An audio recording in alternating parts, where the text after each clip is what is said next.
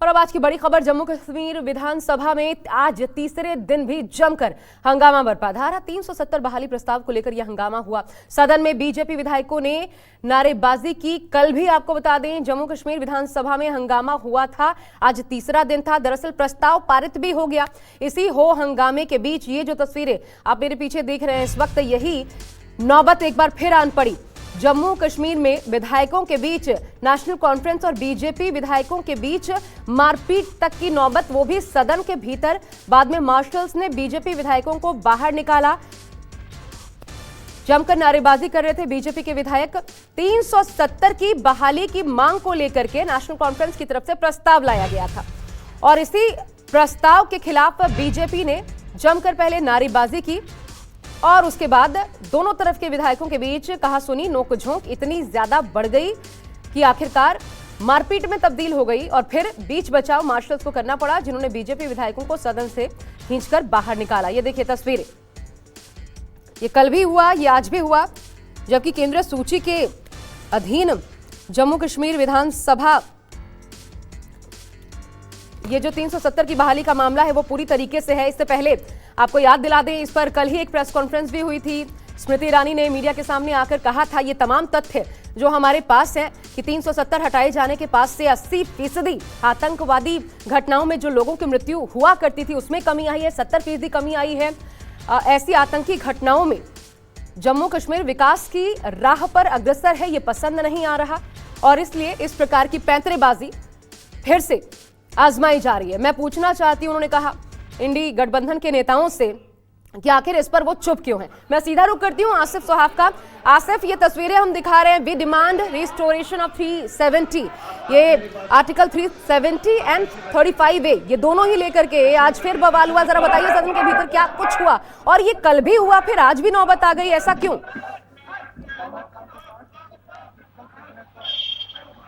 देखिए, इस विधानसभा सत्र के दौरान ये आज चौथी बार हंगामा हुआ विधानसभा के अंदर और लगातार तीसरे रोज पिछले 3 दिनों से लगातार हम देख रहे हैं कि विधानसभा के अंदर पहले पहले दिन परसों जो नेशनल कॉन्फ्रेंस जो सत्ताधारी पार्टी है उनकी तरफ से स्पेशल स्टेटस को लेकर एक प्रस्ताव लाया गया और वो पारित भी हो गया। उसको लेकर काफी ज्यादा हंगामा हुआ था। उसके बाद कल जिस प्रकार से एक एआईपी के विधायक ने एक बैनर के जरिए धारा 370 और 35A को रेस्टोर करने की बात कही और उसके बाद धक्का मुक्की और लात घूसे विधायकों के बीच में चले, वो तस्वीरें कल देखने को मिली थी। और आज लगातार तीसरे रोज भी इसी तरह की तस्वीर यहाँ पर विधानसभा के अंदर तब देखने को मिली जब एक और पीडीपी के विधायक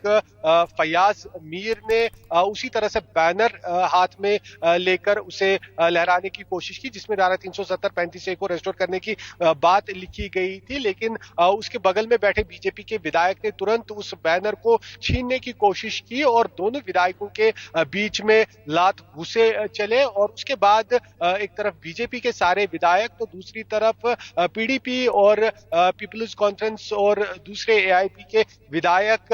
एक दूसरे पर कूद पड़े और उसके बाद धक्का मुक्की, लात घूसे, ये सब तस्वीरें देखने को मिली और काफी समय तक विधानसभा के अंदर ये सब चलता रहा। जिसके बाद आखिरकार स्पीकर ने जो हंगामा कर रहे बीजेपी के विधायक हैं मार्शल्स को कहा कि उन्हें बाहर निकाला जाए और हमने देखा तस्वीरों में किस तरह से खींच के बीजेपी के विधायकों को विधानसभा से बाहर निकाला गया। उसके बाद जो बीजेपी के अन्य विधायक थे उन्होंने वॉकआउट किया और उन्होंने विधानसभा के बाहर लॉन में आंगन में एक ड्रामेटिक, एक नाटकीय अंदाज में दूसरी असेंबली जमाई अपनी और वहां पर उन्होंने अपने ही एक विधायक श्यामलाल शर्मा को कुर्सी पर बिठाकर एक तरह से स्पीकर बना दिया और उसके बाद सारे एक एक करके बीजेपी के विधायक अपनी बात कहने लगे। तो दूसरी तरफ बीजेपी के वॉकआउट के बाद सदन चलता रहा। वहां पर जो सत्ताधारी पार्टियां और साथ में जो दूसरी अन्य पार्टियां CPIM, PDP, AIP, people's conference, वो सारी पार्टियां आम आम आदमी पार्टी वहां पे मौजूद थी और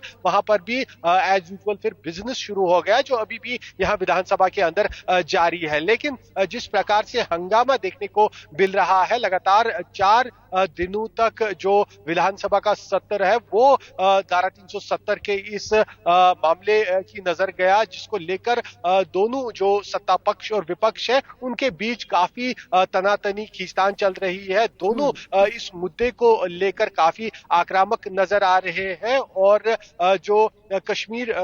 सेंट्रिक कुछ राजनीतिक पार्टियां हैं, पीपल्स कॉन्फ्रेंस, पीडीपी, एआईपी, वो भी इस मामले को लेकर काफी ज्यादा एग्रेशन दिखा रहे हैं। और दोनों तरफ से अहम बात ये है कि अगर ये प्रस्ताव पास भी हो गया तो इससे क्या फर्क पड़ने वाला है, क्योंकि ये तो शायद केंद्रीय सूची के अधीन आता है अगर मैं गलत नहीं हूं, और अगर ये प्रस्ताव पास हो जाता है, राज्य का स्टेटस भी नहीं है, तब कितनी शक्तियां हैं कि इसमें किसी प्रकार का कोई फेरबदल राज्य सरकार कर पाए?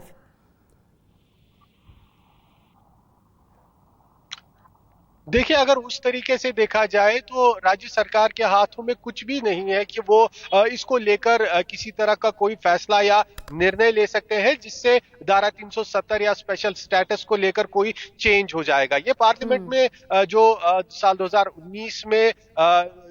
370 को एब्रोगेट किया गया था, उसमें बाकायदा उस समय जो है कानून का हवाला दिया गया कि ये एक टेम्पररी प्रोविजन था और इस टेम्पररी प्रोविजन को जो पार्लियामेंट है वो उठा सकती है। उसमें खाली एक पेज था कि उसमें जो कॉन्स्टिट्यूएंट असेंबली जम्मू कश्मीर की होनी थी उसका कंसेंट चाहिए था। और तब जो राज्यपाल यहाँ पर थे सत्यपाल मलिक, तो उन्होंने विधानसभा के बजाय अपनी तरफ से कंसेंट दे दिया था और उसके बाद ये पूरा मामला सुप्रीम कोर्ट पर भी पहुंचा और सुप्रीम कोर्ट में काफी समय तक इसको लेकर सुनवाई हुई, दलीलें दोनों तरफ से दी गई। एक तरफ से जम्मू कश्मीर की इन राजनीतिक पार्टियों ने, national conference, PDP, people's conference, सब ने चैलेंज किया, तो वही दूसरी तरफ बीजेपी ने उसका बचाव किया, सरकार ने, केंद्र सरकार ने बचाव किया और आखिरकार केंद्र सरकार के हक में ही ये फैसला हुआ और धारा 370 हटाने के फैसले को सुप्रीम कोर्ट की भी मोहर लग गई। ऐसे में जो यहाँ पर अब प्रस्ताव पारित हुआ है उसमें अगर देखा जाए, उसको गौर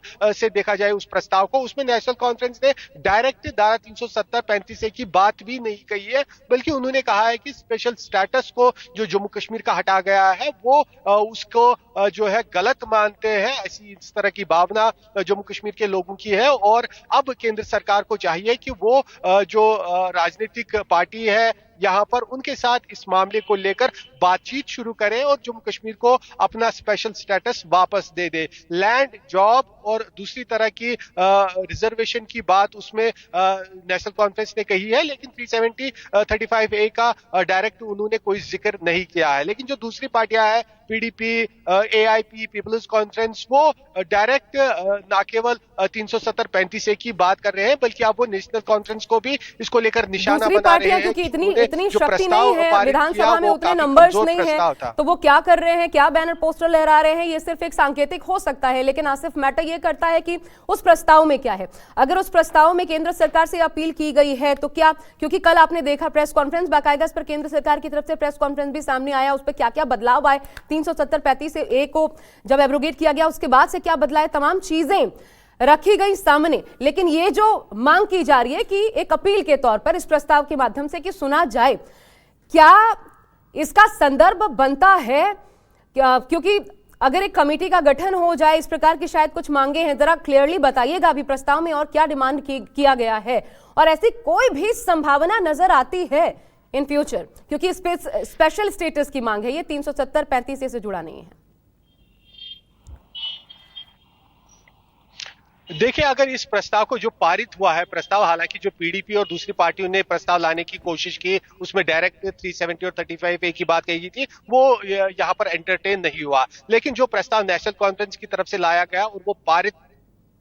और से उस पर देखा जाए तो उसमें कोई कंटिन्यूस इशू भी ज्यादा उतना कुछ नहीं है। वो जो बात कर रहे हैं कि प्रोटेक्शन ऑफ लैंड, जमीन की सुरक्षा है। प्रोटेक्शन ऑफ जॉब्स, और जो दूसरी तरह से जो हमने उप मुख्यमंत्री या सत्ताधारी पार्टियों में लोगों से बात की, उनका कहना है कि जिस तरह से हिमाचल प्रदेश को स्पेशल प्रावधान दिया गया है, वहां के जमीनों नौकरियों को वहां के स्थानीय लोगों के लिए रिजर्व रखा गया है, या जिस तरह से केंद्र सरकार बिहार को स्पेशल स्टेटस देने की बात करती है, या आंध्र प्रदेश को स्पेशल स्टेटस देने की बात करती है, तो ऐसे में दिक्कत क्या है कि केंद्र सरकार हमारे साथ भी बात करे, हमारी बात सुने। जो हम मांग कर रहे हैं कि हमें जो जॉब्स का, लैंड्स का प्रोटेक्शन चाहिए, यहाँ के मिनरल्स का जो